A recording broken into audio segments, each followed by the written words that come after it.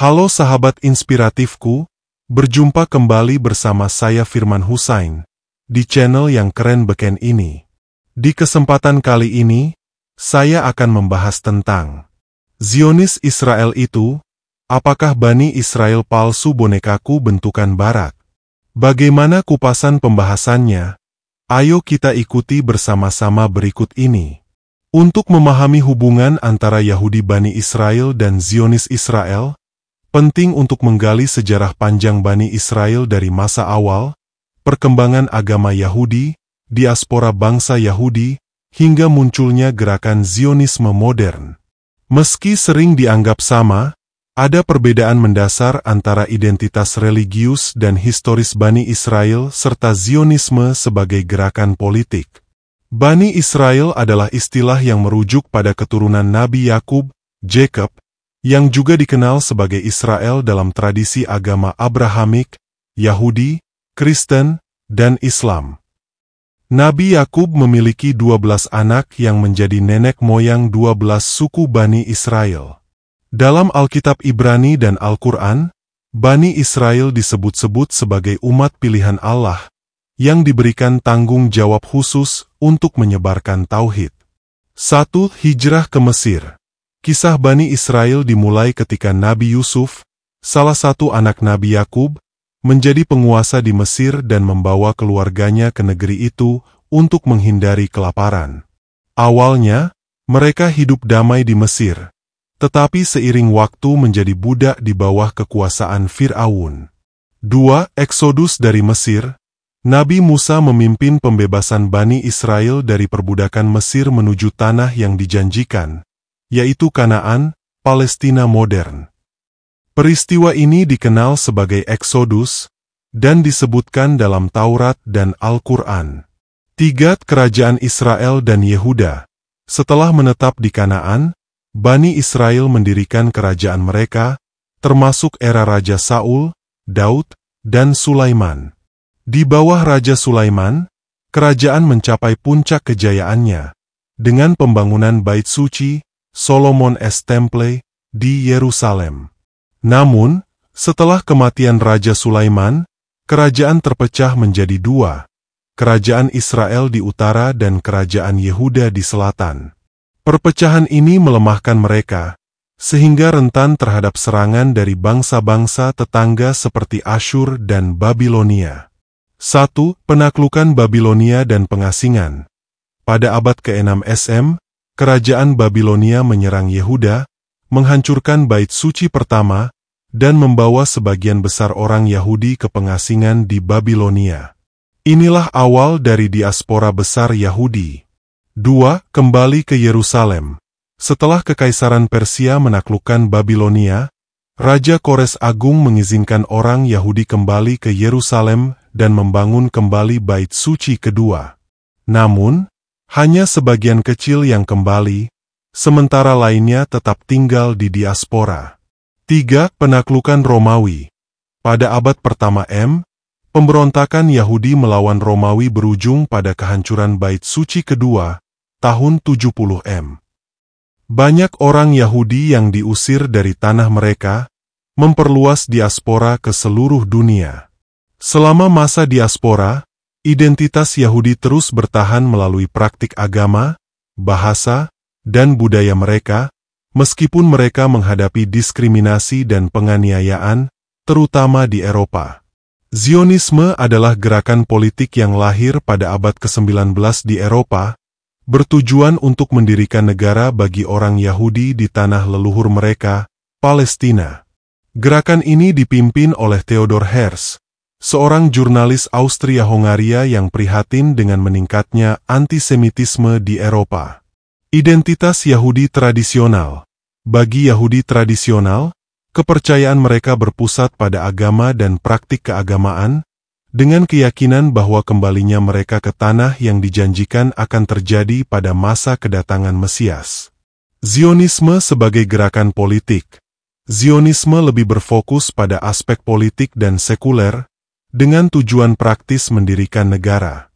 Banyak pemimpin Zionis awal justru cenderung sekuler atau ateis, berbeda dari Yahudi religius yang menganggap gerakan ini terlalu duniawi. Kalangan Yahudi.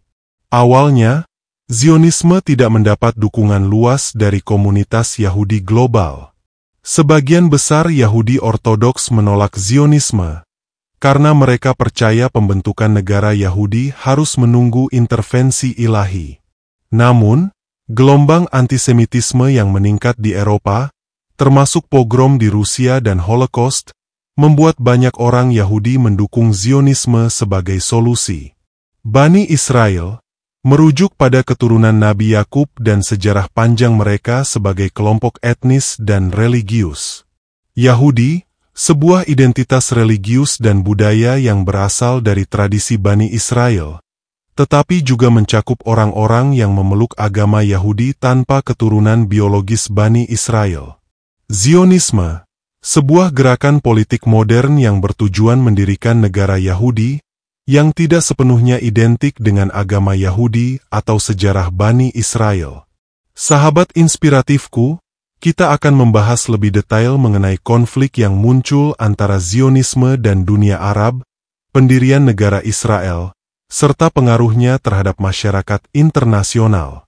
Bagian ini juga akan membahas bagaimana gerakan Zionisme memengaruhi persepsi global tentang bangsa Yahudi dan Palestina. Setelah berdirinya negara Israel pada tahun 1948, konflik antara penduduk Palestina dan Zionis Israel semakin memanas. Konflik ini tidak hanya melibatkan sengketa tanah, tetapi juga benturan identitas nasional, religius, dan historis. Ketika Israel memproklamirkan kemerdekaannya, lebih dari 700.000 warga Arab Palestina dipaksa meninggalkan rumah mereka akibat perang dan tekanan militer. Peristiwa ini dikenal sebagai Nakba, malapetaka, dalam sejarah Palestina. Warga Palestina menjadi pengungsi di negara-negara tetangga seperti Yordania, Lebanon, dan Suriah. Generasi pengungsi ini terus mempertahankan klaim atas tanah leluhur mereka. Kehilangan hak sipil. Wilayah Palestina yang tersisa, seperti tepi barat dan jalur Gaza, berada di bawah kendali Yordania dan Mesir. Kondisi ini menciptakan ketegangan politik yang berlanjut hingga kini. Setelah Perang 1948, ketegangan terus meningkat, memicu perang besar lainnya. Israel, bersama Inggris dan Prancis, menyerang Mesir setelah Presiden Gamal Abdel Nasser menasionalisasi terusan Suez. Meskipun Israel memenangkan konflik militer, tekanan internasional memaksa mereka mundur. Perang ini berlangsung selama 6 hari pada bulan Juni 1967, ketika Israel menghadapi ancaman dari negara-negara Arab seperti Mesir, Suriah, dan Yordania. Hasilnya, Israel merebut tepi barat, jalur Gaza, Yerusalem Timur, Semenanjung Sinai, dan dataran tinggi Golan. Pendudukan ini memicu resolusi PBB yang menyerukan penarikan Israel, tetapi tidak pernah sepenuhnya dilaksanakan. Mesir dan Suriah melancarkan serangan mendadak pada Hari Raya Yom Kippur untuk merebut kembali wilayah yang hilang pada 1967.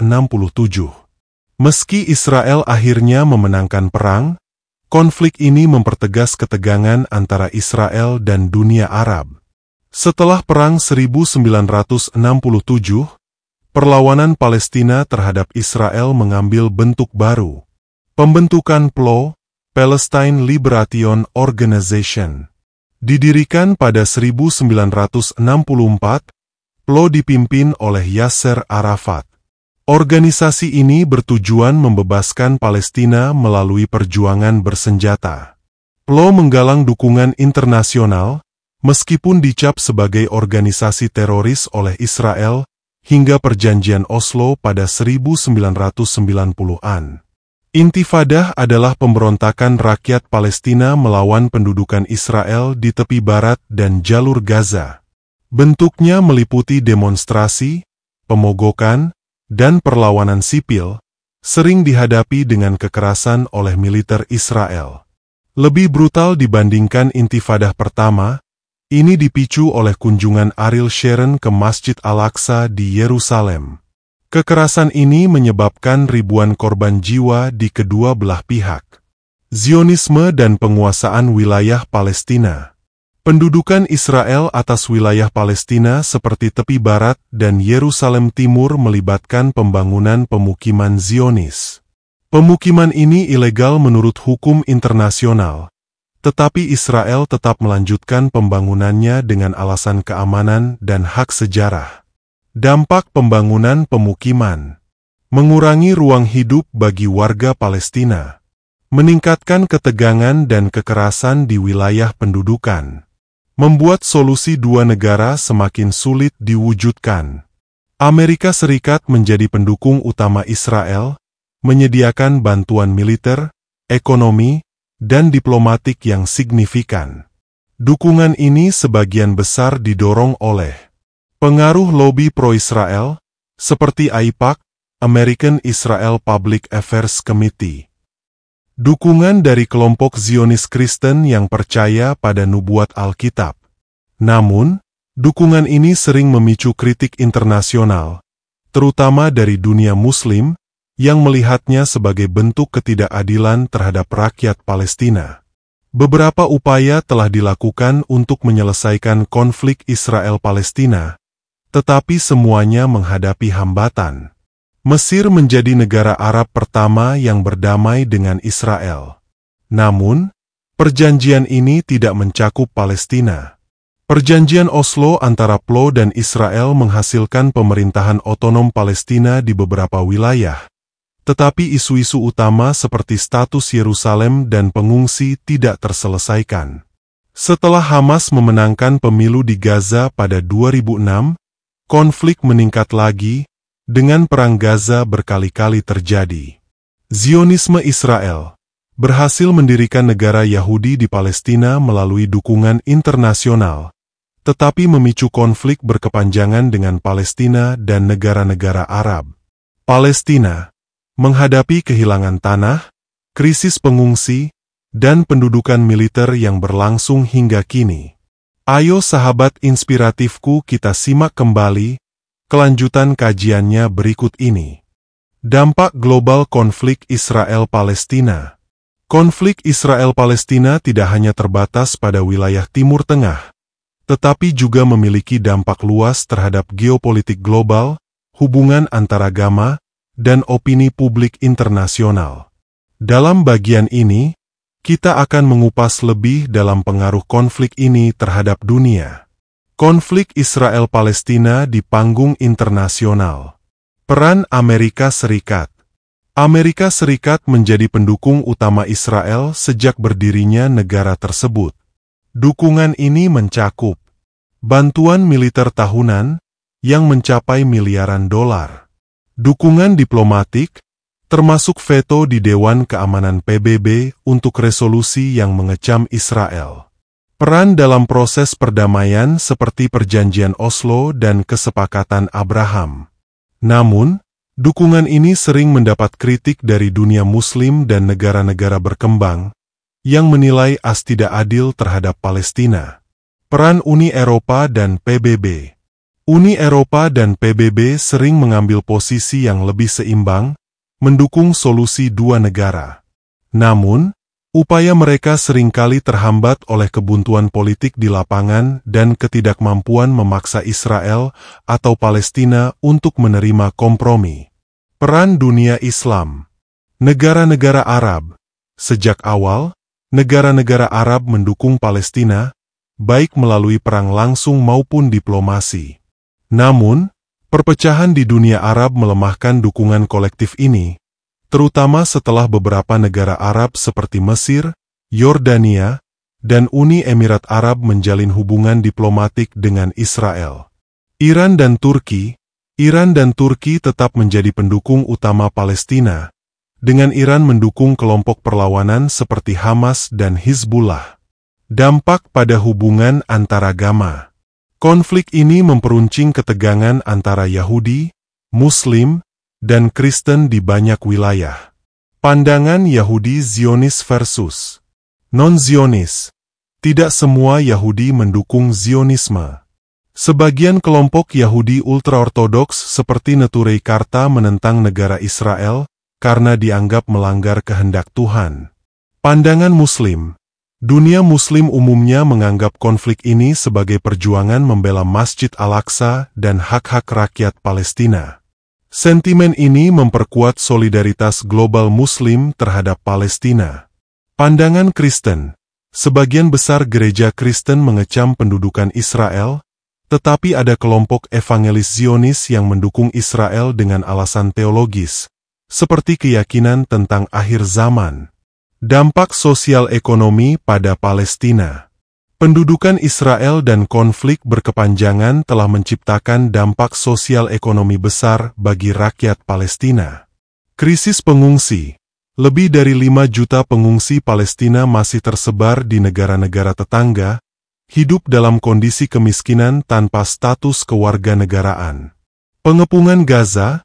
Jalur Gaza berada di bawah blokade Israel sejak 2007, menyebabkan krisis kemanusiaan akut. Rakyat Gaza menghadapi kekurangan pangan, listrik, dan layanan kesehatan. Pengangguran dan kemiskinan. Tingkat pengangguran di tepi barat dan Gaza sangat tinggi akibat kontrol ketat Israel terhadap pergerakan rakyat Palestina dan ekonomi lokal. Upaya perdamaian dan hambatan.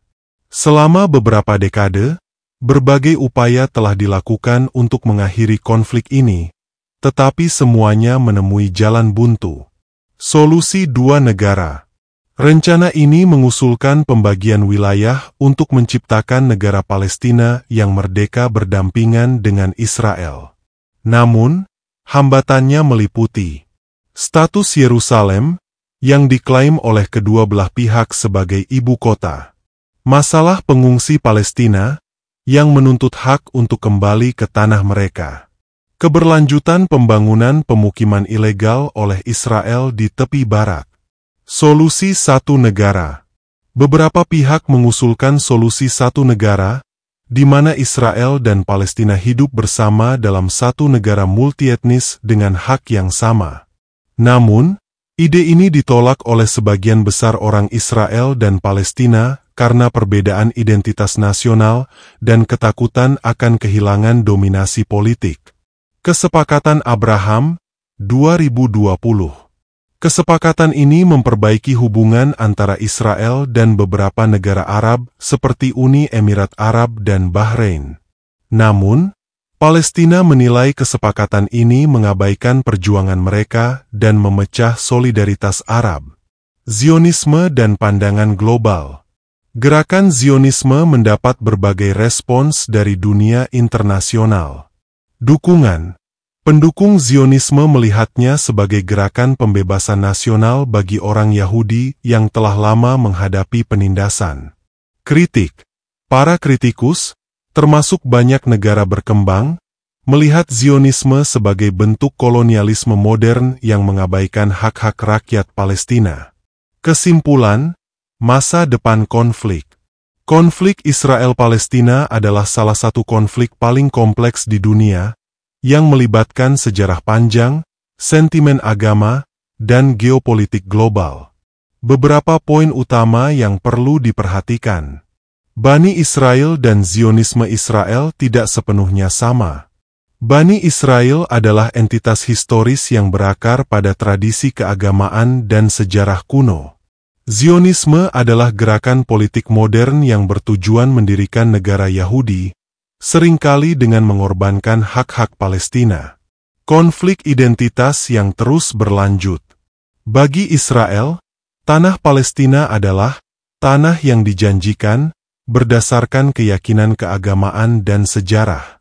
Bagi Palestina, tanah ini adalah rumah mereka yang telah dihuni selama berabad-abad, dan mereka melihat Zionisme sebagai penjajahan. Harapan perdamaian. Perdamaian hanya mungkin tercapai jika kedua belah pihak bersedia menerima kompromi yang adil dan dunia internasional memainkan peran lebih efektif dalam menyelesaikan konflik ini. Pandangan Islam terhadap Zionisme dan konflik Israel-Palestina. Konflik Israel-Palestina memiliki dimensi keagamaan yang kuat, terutama bagi umat Islam yang melihat Palestina sebagai tanah suci yang memiliki makna spiritual dan sejarah mendalam. Bagian ini membahas pandangan Islam tentang Zionisme, hubungan dengan Yahudi, dan respon strategis umat Muslim terhadap konflik ini. Palestina dalam Islam, tanah suci umat Muslim. Palestina memiliki status penting dalam Islam karena sejumlah alasan. Masjid Al-Aqsa. Masjid ini adalah kiblat pertama umat Islam sebelum diubah ke Ka'bah di Mekah. Masjid ini juga menjadi bagian dari perjalanan Isra, Mikraj Nabi Muhammad Shallallahu Alaihi Wasallam. Tanah para Nabi. Palestina disebut dalam Al-Quran sebagai tempat tinggal banyak nabi, seperti Ibrahim, Daud, Sulaiman, Musa, dan Isa. Simbol keimanan dan keadilan. Pembebasan Palestina oleh Khalifah Umar bin Khattab pada tahun 637 M menjadi simbol penting dalam sejarah Islam sebagai bukti kepemimpinan yang adil. Islam dan Yahudi, perspektif historis. Dalam pandangan Islam, Yahudi, Bani Israel, memiliki hubungan historis yang unik. Sebagai umat pilihan, dalam Al-Quran, Bani Israel disebut sebagai umat yang diberi keistimewaan dengan menerima wahyu dan para nabi. Pelanggaran perjanjian. Al-Quran juga mencatat berbagai pelanggaran yang dilakukan oleh sebagian Bani Israel terhadap perjanjian mereka dengan Allah, termasuk penyembahan berhala dan menolak para nabi. Hubungan di Madinah. Pada masa Nabi Muhammad Shallallahu Alaihi Wasallam, hubungan antara umat Islam dan Yahudi di Madinah awalnya damai. Namun, konflik muncul ketika beberapa suku Yahudi melanggar perjanjian dengan umat Islam. Zionisme dalam perspektif Islam. Zionisme sebagai ideologi modern dianggap berbeda dari Bani Israel atau Yahudi secara agama. Dalam Islam, ada beberapa pandangan utama tentang Zionisme. Penjajahan kolonial. Zionisme dianggap sebagai bentuk kolonialisme modern yang merampas tanah Palestina dan mengabaikan hak-hak penduduk asli. Hal ini sejalan dengan sejarah Zionisme yang mendapat dukungan dari kekuatan kolonial seperti Inggris dan Amerika Serikat. Fitnah akhir zaman. Sebagian ulama Islam mengaitkan Zionisme dengan fitnah akhir zaman yang disebutkan dalam hadis-hadis Nabi Muhammad Shallallahu Alaihi Wasallam, termasuk munculnya Dajjal dan kerusakan besar di dunia. Sebagai contoh, pendirian Israel di Tanah Suci sering dilihat sebagai bagian dari skenario akhir zaman dalam perspektif eskatologis Islam. Kewajiban membela Palestina. Islam mengajarkan kewajiban membela Tanah Suci dan umat yang tertindas. Al-Quran menyebutkan pentingnya melawan ketidakadilan, sebagaimana firman Allah. Dan mengapa kamu tidak mau berperang di jalan Allah dan membela orang-orang yang lemah di antara laki-laki, wanita, dan anak-anak yang berdoa, "Ya Tuhan kami, keluarkanlah kami dari negeri ini yang zalim penduduknya." Quran Surat An-Nisa. Peran umat Muslim dalam konflik Palestina. Pendekatan spiritual. Umat Muslim didorong untuk memahami pentingnya Masjid Al-Aqsa dan Palestina dalam keimanan mereka. Doa, pendidikan tentang sejarah Palestina, dan solidaritas keagamaan menjadi fondasi utama. Pendekatan politik. Diplomasi internasional. Negara-negara Muslim diharapkan memperjuangkan hak-hak Palestina di forum internasional seperti PBB. Persatuan Dunia Islam. Konflik Palestina sering menjadi titik persatuan di tengah perpecahan dunia Muslim. Namun, solidaritas ini harus lebih nyata melalui kerja sama politik dan ekonomi. Pendekatan ekonomi. Bantuan kemanusiaan. Dunia Muslim memainkan peran penting dalam memberikan bantuan kepada pengungsi Palestina melalui organisasi seperti UNRWA dan Ngo Islam. Boikot ekonomi. Gerakan boikot terhadap produk Israel dan perusahaan yang mendukung Zionisme, seperti kampanye Boycott, Divestment, End Sanctions, BDS, dianggap sebagai bentuk perlawanan non-kekerasan. Pendekatan militer. Dalam beberapa situasi, Islam mengakui hak membela diri bagi rakyat Palestina yang tertindas. Namun, perlawanan bersenjata harus mengikuti prinsip-prinsip etika perang dalam Islam, seperti tidak menyerang non-kombatan. Tantangan dunia Islam dalam membela Palestina.